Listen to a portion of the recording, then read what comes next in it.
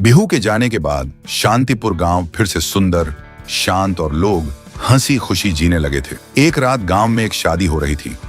पूरा गांव शामिल था।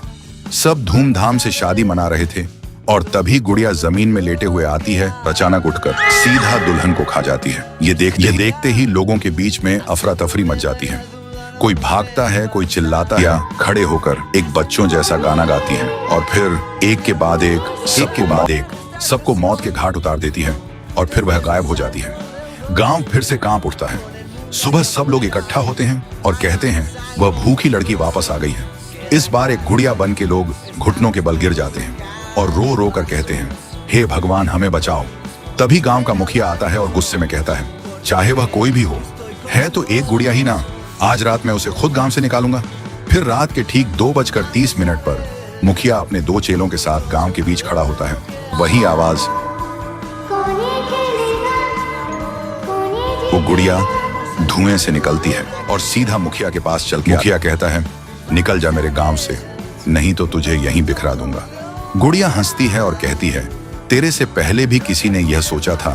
और उसी पल वो गुड़िया बड़ी होने लगती है और अपनी पैर से तीनों सुबह जमीन पर सिर्फ खून के धब्बे रह गए थे। लाशें जैसे हवा हो गई हों। लोग समझ गए यह कोई आम गुड़िया नहीं, इसके अंदर कुछ और ही शक्ति है। तभी गांव की एक बूढ़ी औरत कहती है, इस गुड़िया को हम गांव से नहीं निकाल सकते, इसे तो सिर्फ पीहू ही गांव से निकाल सकती है।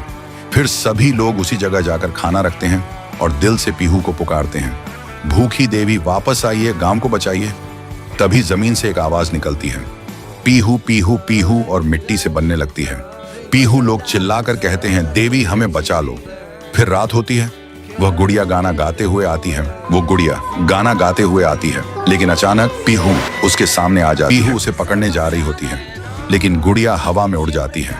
पीहू भी उसके पीछे उड़ जाती है और अपनी आंखों से आग छोड़ के गुड़िया को जलाने की कोशिश करती है, लेकिन गुड़िया एक धुएं में छुप जाती है और फिर अचानक पीहू के पीछे आके उसे एक जोर का वार करती है।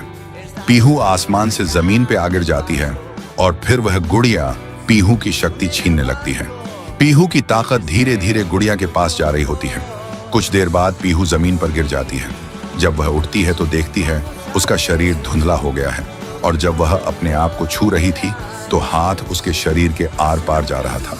वह वहीं गिर के रोने लगती है और जोर से चिल्लाती है और उसकी आवाज सीधा उसके भाई के कानों तक पहुंचती है। तो दोस्तों, अगर आप देखना चाहते हो पीहू वर्सेस गुड़िया वर्सेस तुंग तुंग शहर, तो इस वीडियो को 1.5 लाख लाइक्स तक पहुंचाओ।